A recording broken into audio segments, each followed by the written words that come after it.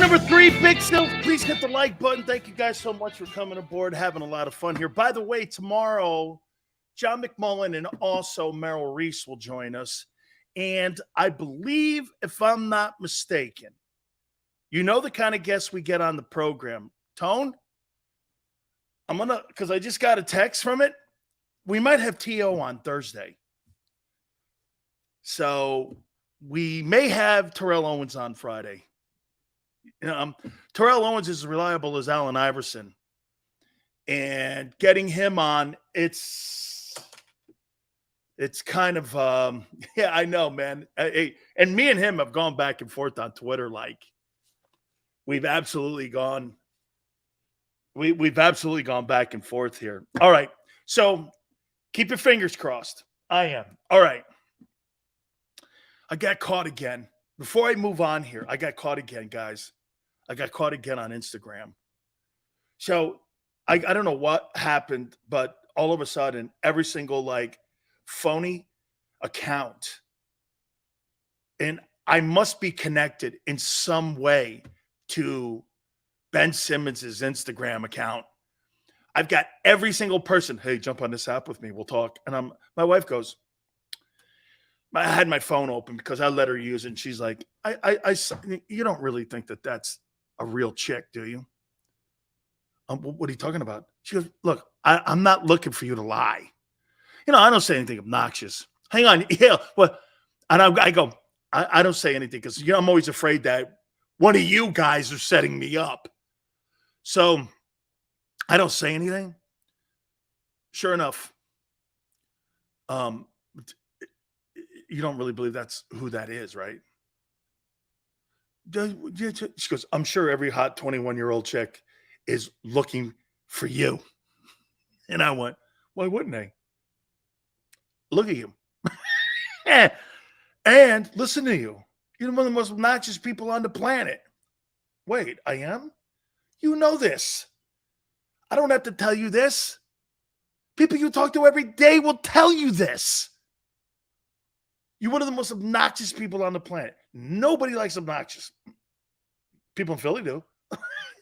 That's why you fit. That's why you fit. You fit in Philly because they're obnoxious. Well, and then I started doing this. Watch this. I started going, hey, what do you mean? I don't think they're that obnoxious. Everybody has a good time. She's like, only you would think that. Nobody in their right mind like shit talkers. I go, I do. She goes, I know. I know. I'm like, okay, man. So, yeah, so my Instagram, now I'm just deleting accounts because there's not a chance in hell. And plus, you're right, I'm too obnoxious. I don't know. It's all good. Anyway, hey, so as you see Travis Kelce at the White House, hey, man, being at the White House is a pretty fun thing. Okay? Being at the White House is a pretty fun thing. I've stole towels out of there and a bar of soap. I don't know why. A bar of soap.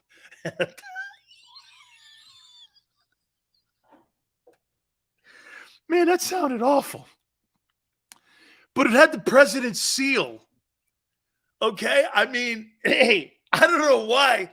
That just sounded terrible. A bar of soap and a towel or like a hand napkin.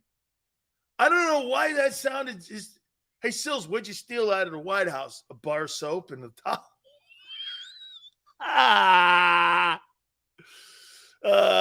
He could have grabbed anything else. I know there was a spoon on my table and it had the president's emblem. I'm like, you think I can hijack this thing out of here?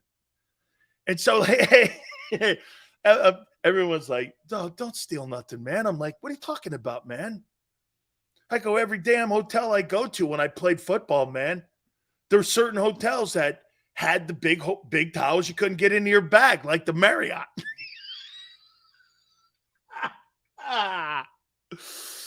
Okay.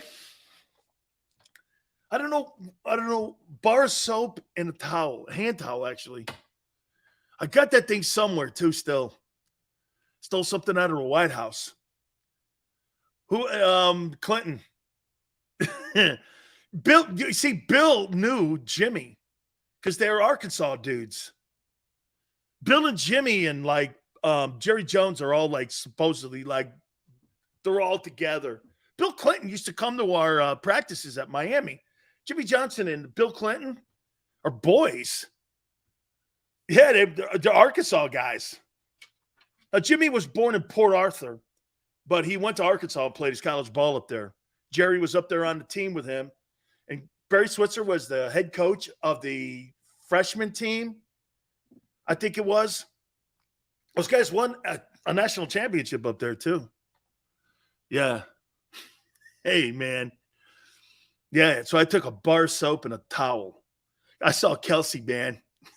Yeah, letting him run around the White House, man. They probably had, like, Secret Service following that guy around because you always get the guys doing this. He's stealing a towel. I think the big guy's got a bar of soap in his pocket. I don't know. Oh, man. Yeah, so I thought that was great. All right. Hey, Niner, are you in here?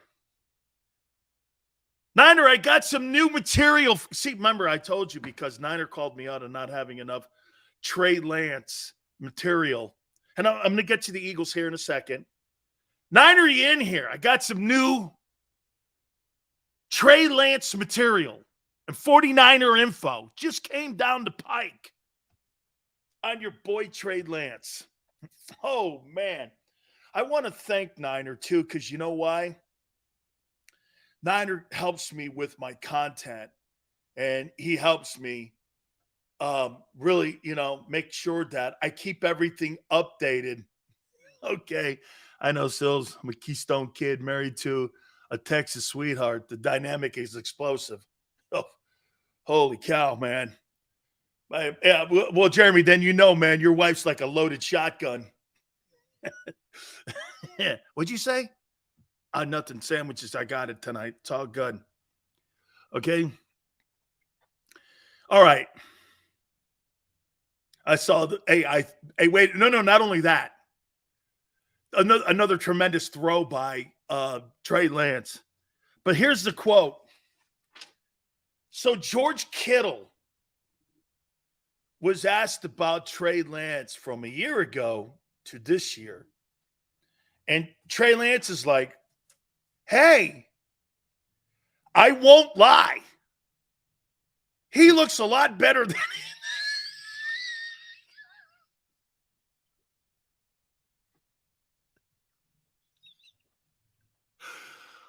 Wait, I gotta say it without laughing. Hey, George Kittle said that Trey Lance, I won't lie, looks a lot better than he did a year ago. Wow. Hey, between that comment and Kyle Shanahan and John Lynch going, these guys really had a productive offseason. Man, this guy is getting shit on in helmets and shorts. Holy cow. Dude, this guy's going to go down as the biggest disaster in 49er history. You mark my words here, man. Holy cow. It's not just the fact that he's a first rounder. It's like we've been saying. It's the assets of first round picks, multiple that you gave up to get him. Wow. The reason that they want Brock Purdy to win this, because at least they can justify, well, we effed up on, hey, do you know what the best thing could have happened is that seventh pick or that seventh round pick was a pick that was tied into somehow Trey Lance. If they do not win a Super Bowl in the next 4 years, hey, I don't know. Hey, by the way, 49ers don't make the playoffs this year, and he's what I think he is. Someone's getting fired. Kyle Shanahan or John Lynch. One of those guys is getting fired. Somebody wanted that guy. I mean, right now, watching him move around, get this, Jordan Davis looks, compared to him, Jordan Davis right now looks like Richard Seymour running around in Eagle Camp. Okay? He looks like Richard Seymour running around compared to Trey Lance. Trey Lance looks like he doesn't belong. When I watch Trey Lance running around on the field, he looks like he doesn't belong. Like he doesn't belong on an NFL field. That guy, that guy's an XFL, USFL kind of guy. You know, that's why one more time on this too. This is why I think that the USFL or the XFL and the NFL or whoever the relationship is, they should use those teams and send down some of their younger players to get game experience, to get better. The league would be better and benefit from it. Plus, it would help those other leagues out. I don't think there should be the adversarial relationship. And I think the NFL should use both leagues, XFL and USFL, to send players down there. Send them down there, man. Get them game experience. Get them reps. They need reps. Hey, who knows? You may find Kurt Warner. Who knows? You may find Tony Romo. Who knows? That's an even better idea, Kevin. Merge the leagues. It'd be financially best for both of them because from what I'm understanding, The Rock lost a shitload of money on that thing. Okay, no point in two leagues. And then you got the Canadian League starting up soon. Right. I mean, there's no point in that. Put them all together, man. And then what you could do is you could have like rights. See, one of the things that was cool about the World League that I played in, like everybody had a designation. I told you that I was a property of the Detroit Lions. The Lions had my rights no matter what happened. Now, they didn't have to keep me. But what the Lions did was they stroked me a check for $15,000 to go play in the league to get me to do it. I went, okay. I played in the league. I made about 40, 50 grand inside of 3 months. It's not bad work, right? 40, 50 grand, something like that inside of 3 months. I was all right with that. Then you get a signing bonus to go back to Detroit for 20 grand. So in that whole little span, you made roughly around $120,000, counting camp. I made $120,000 inside of 4 or 5 months. So it was worth it for me to go into that. And this was in 92. So who knows what that money would have been worth right now. In 92, I made $125,000 inside of 5 months. I mean, that's not horrible. It would also bring it being legit to those minor league. It absolutely would. Plus, you would have more eyeballs on it. Plus, it would help the league if you combine the talent. It'd be a better league. I mean,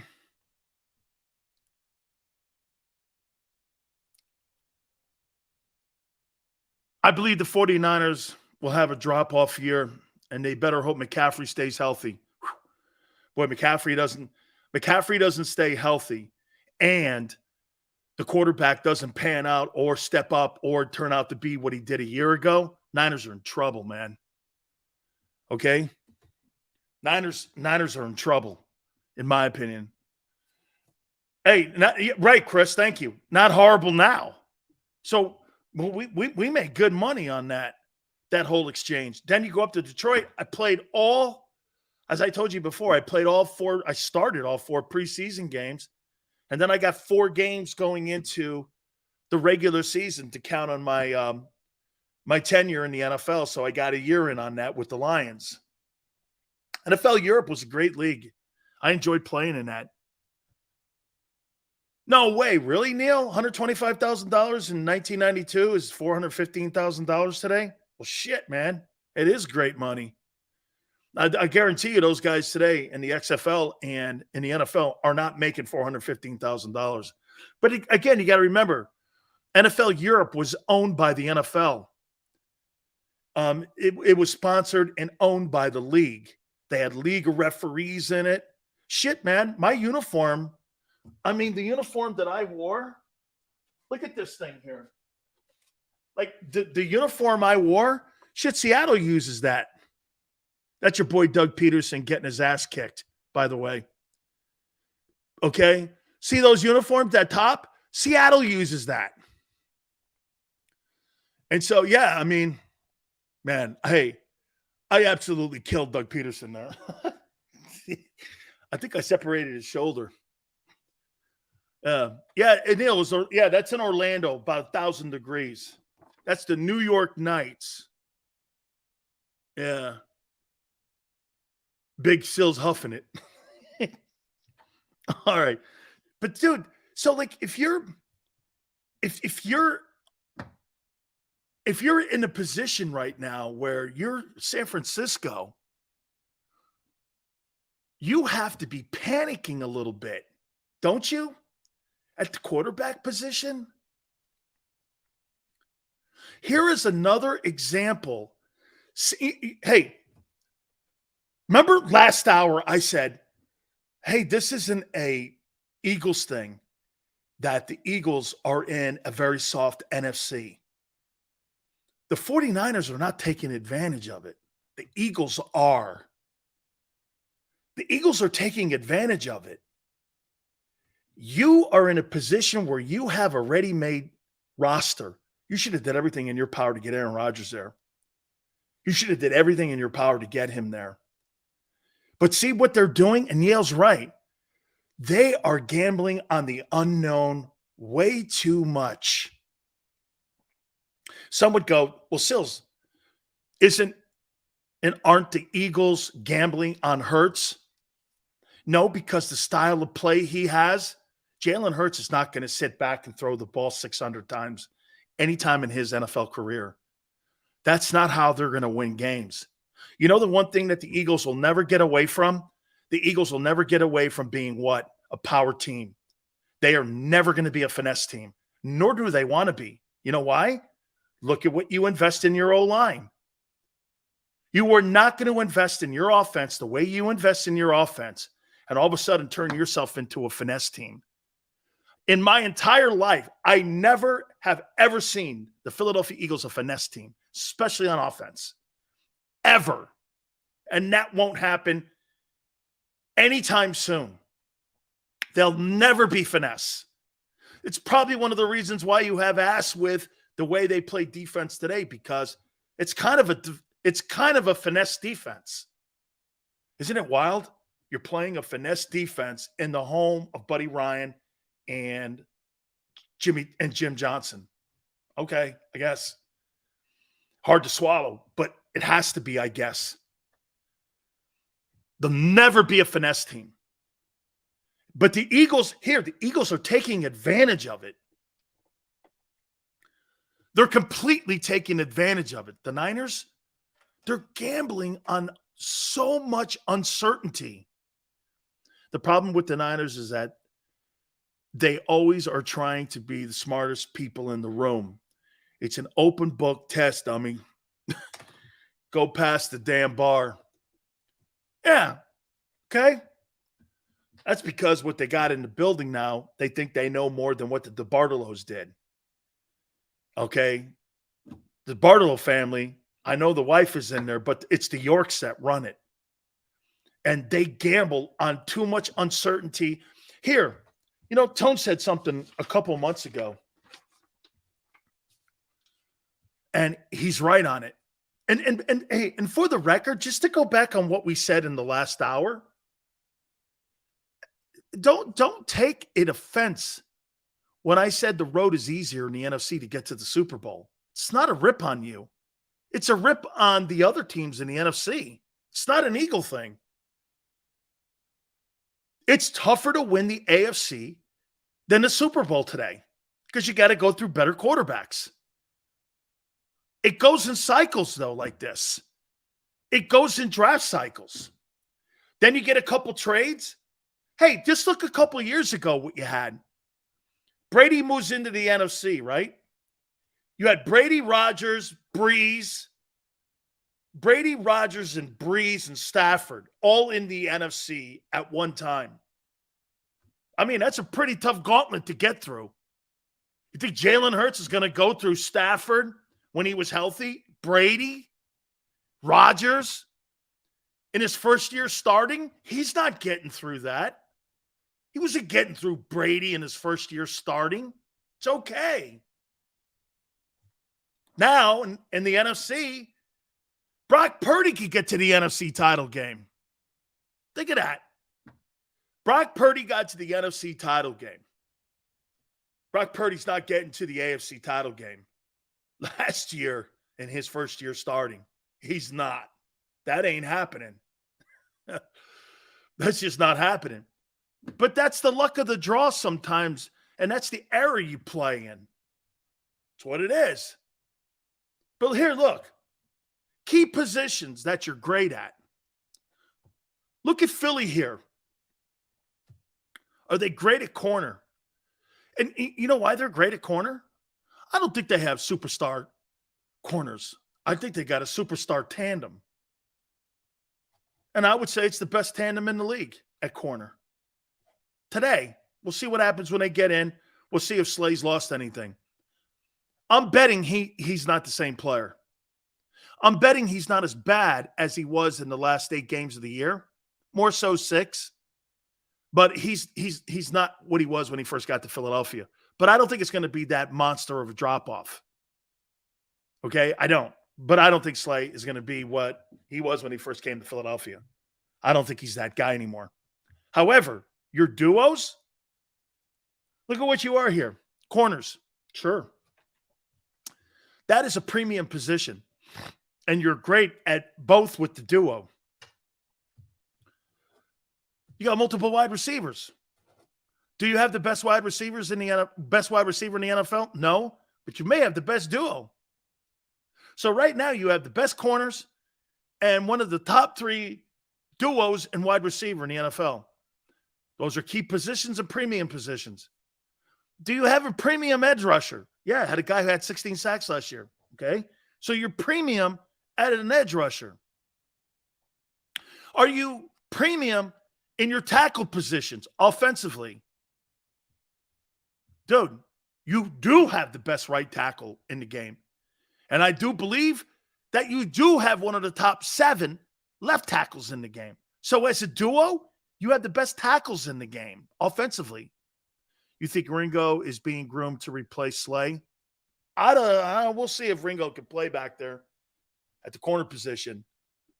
I think he might be more apt to play somewhere in the slot or in the safety position. They need more help there. That's, to me, where I think that if I'm going to move anybody, I'm going to move somebody over to the slot or over into the safety position. But look where the Eagles are here. You're premium at corner. You're premium at receiver. You're a premium as an edge rusher. You got a quarterback who's in the top 5 quarterbacks in the NFL. You got a tight end who's in the top. You are elite pretty much in all the premium positions, especially as a duo. Okay? Especially as a duo here. Now, here's the Niners. Ayuk and Samuel. Yeah. McCaffrey as a pass-catching option. Kittle. The 49ers have better skilled guys overall than you. Debo and Ayuk and Kittle and McCaffrey. They're better than you by this much. Okay? Look, AJ's better than Debo. Debo does more. He's more versatile. Devontae's better than Ayuk. I'll take that back. The Eagles are better at wide out. But as a pass-catching combo, AJ, Ayuk, Kittle, and McCaffrey. I think the Niners have the edge because of McCaffrey.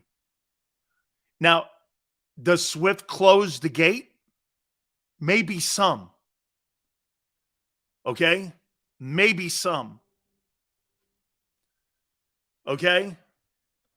But here, like you said, but wait, I haven't even got to what the point's going to be here. So you're there with Philadelphia at every single position. Wait, offensive line, your right tackle, we'll see. You're not as good as the Eagles in the O-line.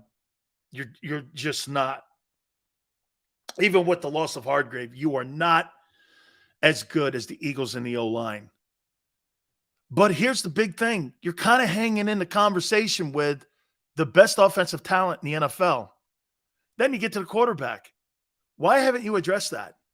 I'll tell you this, man. If that was my freaking football team, I'd be doing everything I possibly can to get the most experienced guy out there. Looks like Brady doesn't want to play, but Jesus criminy, man. How long are you going to sit there and develop a quarterback when you have a ready-made Super Bowl team?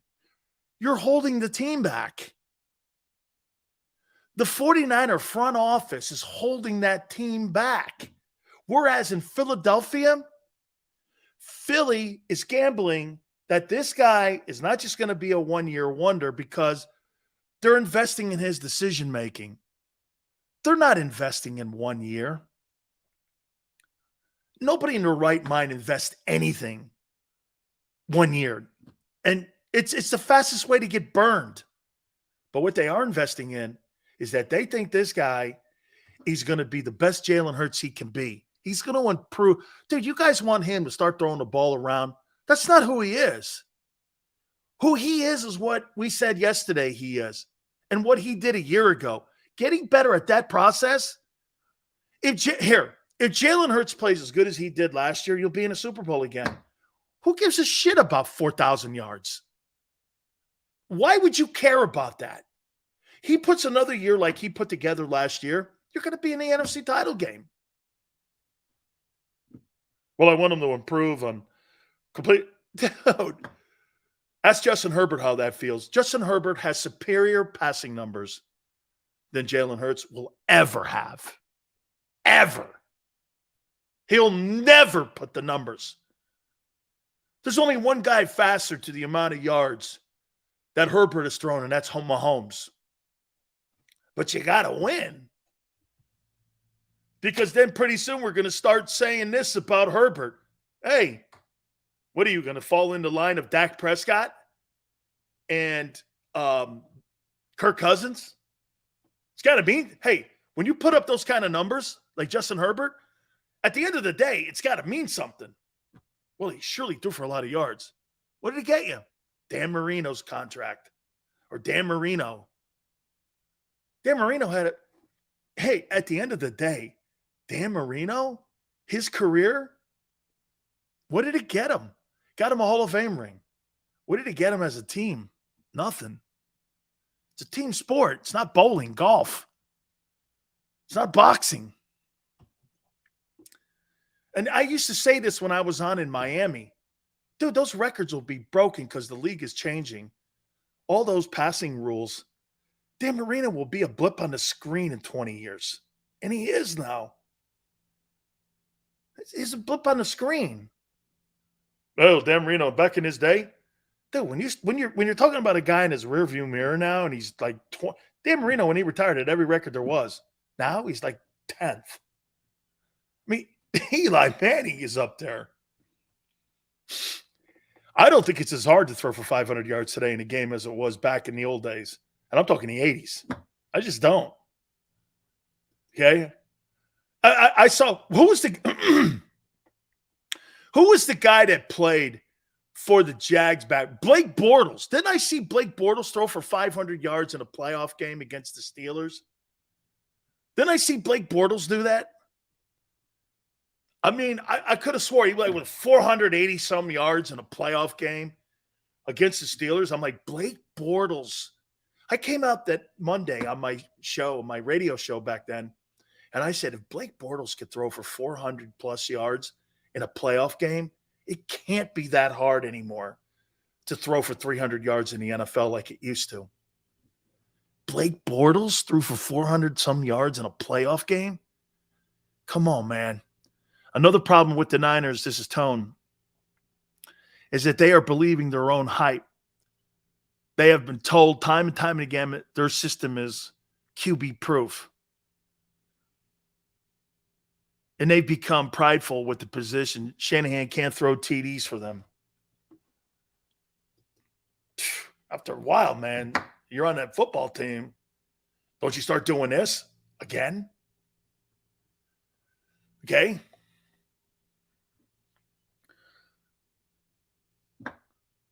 I mean, guy threw for throwing for 400 yards today. So what?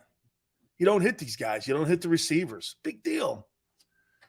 That's why, again, I kind of have fun with you guys, but Jalen Hurts has the same season he had last year. You're going to be right where you want to be again. Don't sweat it. Hey, if Jalen Hurts puts 10 years in a row of 3,700 yards, and Jalen Hurts over that 10 years averages 10 wins a year, and he's winning division titles and putting your team relevant in an opportunity to win an NFC championship game and to get to Super Bowls, what the hell do you care what his numbers are? Okay? What do you care? Dude, you're making Jalen sound like he thinks like Donovan McNabb. Jalen doesn't think like Donovan McNabb. McNabb thinks like that. Well, I need to get my stats up. McNabb, you know the problem, another problem with McNabb? Donovan McNabb was a quarterback in the NFL that had a wide receiver's mentality. It was all about him and the numbers and him being the star and him being the biggest you-know-what in the room. That's what it was. His goal was to be the dude, not the dude that won. Or if it's the dude that won, it was solely because of me. Where Jalen is, it's us. We. Everyone else played great. I'm just glad to be here. That's how Brady talks. That's how Hurts talks.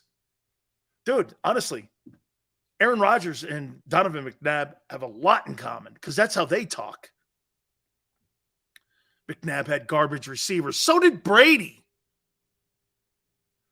Danny Amendola.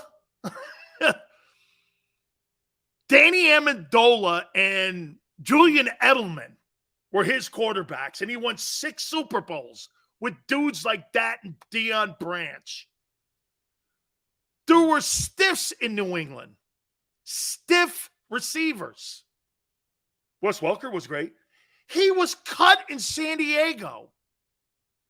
The Dolphins picked him up as a special teams guy. Well, he thought, oh, okay.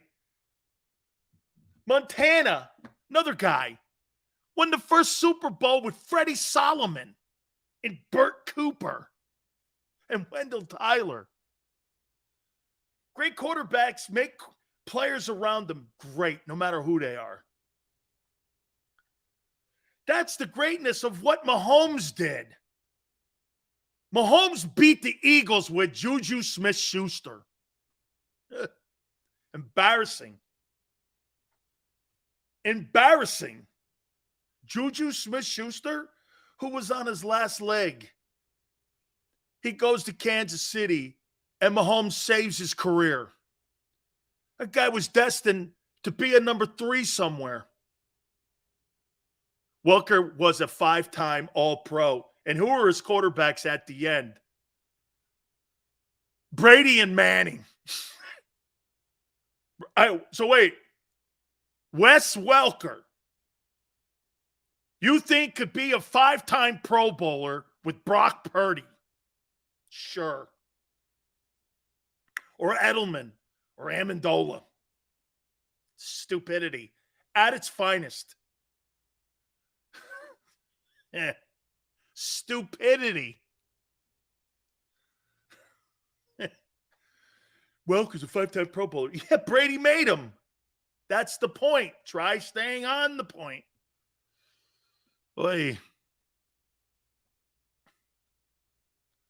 That's why the 49ers are missing it. They're missing an opportunity here. Okay? They're missing a tremendous opportunity. You should have a caravan of quarterbacks trying to win that job because the guy that you have, you've gambled wrong. Hey, are we not in this position? Guys, are we not in this position with San Francisco? They're refusing to admit their failure. They're refusing. McNabb with the 5 NFC title games with Todd Pinkston and James Thrash. Yeah, and Jimmy Garoppolo's 5-2 in the postseason. It goes into places like Green Bay and actually wins playoff games. Yeah, okay. He's been to a Super Bowl too. With the 5 NFC title games. Yeah. So did Danny White. So did Danny White go to 5 NFC title games. Danny White. Hey, Danny White and Donovan McNabb. About right. About right. Dude, why do you revere that guy? He's nobody. McNabb's nobody. Could have been somebody. Hey, like the guy on the waterfront. Could have been a contender. I could have been a contender. I'm working on T.O. for Thursday, man. He's impossible, though, to get nailed down. You know what?